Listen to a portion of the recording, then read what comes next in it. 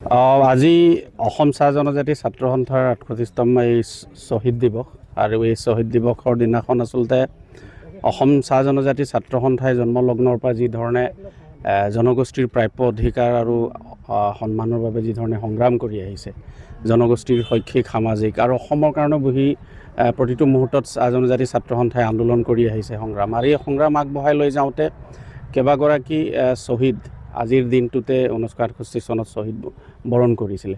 আৰু সেই দিন ধৰি অসম চাহ জনজাতি ছাত্ৰ সন্থাই প্ৰতি বছৰে 7 জুন তাৰিখটো আচলতে শ্বহীদ দিৱস হিচাপেও আমি পালন কৰি আহিছোঁ, তেখেতলোকক স্মৰণ কৰি আহিছোঁ। আৰু আজি দিনটোত সমগ্ৰ অসমত চাহ জনজাতি ছাত্ৰ সন্থাৰ প্ৰত্যেকজন কৰ্মকৰ্তাই আজিৰ দিনটোক এটা পবিত্ৰ দিন হিচাপে গণ্য কৰি এই শ্বহীদসকলক স্মৰণ কৰি তেওঁলোকৰ আদৰ্শৰ জৰিয়তে সন্থাৰ আৰু জাতিটোক আগবঢ়াই নিয়াৰ ক্ষেত্ৰত সদায় অগ্ৰসৰভাৱে আমি আগবাঢ়িছোঁ। আৰু সমান্তৰালভাৱে আমি পুনৰবাৰ এটা স্মৰণ, ইতিমধ্যে চৰকাৰো এটা নতুন চৰকাৰ এটা গঠন হৈছে।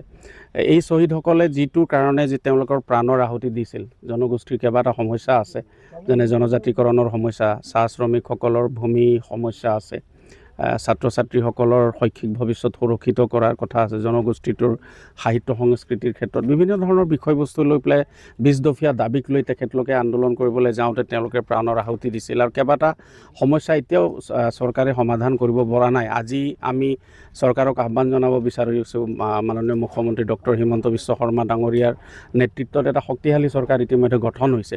আৰু এই চৰকাৰে যাতে অনাগত দিনৰ সময়ত এই চাহ জনগোষ্ঠীৰ যিকেইটা মূল সমস্যা আছে, বিশেষকৈ জনজাতিকৰণৰ সমস্যা আছে, লগতে চাহ শ্ৰমিকসকলৰ ভূমি আবণ্টন, এই গোটেই প্ৰক্ৰিয়াটো যিহেতু আধৰুৱাকৈ থাকি গৈছে, এই সকলো দিশত জাতিটোক যাতে উপকৃত কৰিব পাৰে, তেতিয়াহে আচলতে আৰু এই জনগোষ্ঠীটোৰ যিদিনাখন সৰ্বাংগীন উন্নয়নৰ দিশত আগবাঢ়িব, সেই তেতিয়াই শ্বহীদসকলক আচল শ্ৰদ্ধাঞ্জলি আমি পাব বুলি বিবেচনা কৰোঁ। আৰু সেইকাৰণে আজিৰ এই দিনটোত পুনৰবাৰ তেখেতলোকক স্মৰণ কৰি তেওঁলোকক শ্ৰদ্ধাঞ্জলি অৰ্পণ কৰোঁ। আজি 38তম শ্বহীদ দিৱস অসম চাহ জনজাতি ছাত্ৰ সন্থাৰ।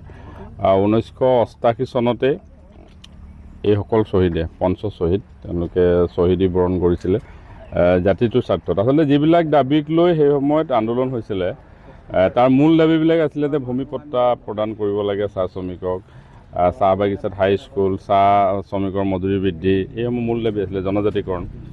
তো যিসকল শ্বহীদৰ আচলতে আত্মবলিদানৰ পৰৱৰ্তী পৰ্যায়ত অসম চাহ জনজাতি ছাত্ৰ সন্থা ৰাইজৰ মাজত অত্যন্ত জনপ্ৰিয় হৈ উঠিছিলে। আৰু তাৰপিছতে চাহ জনজাতি ছাত্ৰ সন্থাই সমগ্ৰ অসমতে জনগোষ্ঠীটোৰ বৃহত্তৰ স্বাৰ্থত মাত মাতি গৈছে দীৰ্ঘ সময়। ময়ো চাহ জনজাতি ছাত্ৰ সন্থাৰ সভাপতি পদত আছিলোঁ 5টাকৈ বছৰ, 2020 পৰা 2025 চনলৈকে।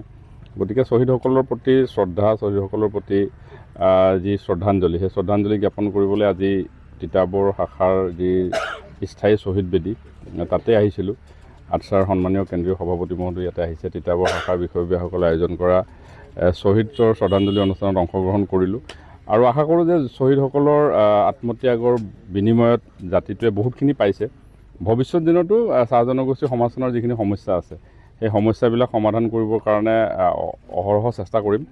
আৰু যিবিলাক সমস্যাক লৈ এতিয়াও শৈক্ষিক ক্ষেত্ৰখনত বহুত কৰিব লগা আছে বুলি অনুভৱ কৰোঁ, আৰু বহুতখিনি কাম আছে কৰিব লগা। সেইখিনি কাম নিশ্চিতভাৱে এইখন চৰকাৰৰ দিনত ৰাইজে আশা কৰা ধৰণে সমস্যাবিলাক সমাধান হ'ব বুলি মই অত্যন্ত আশাবাদী। যিকোনো খবৰৰ বাবে যোগাযোগ কৰক আমাৰ এই নম্বৰত 9181 307 221।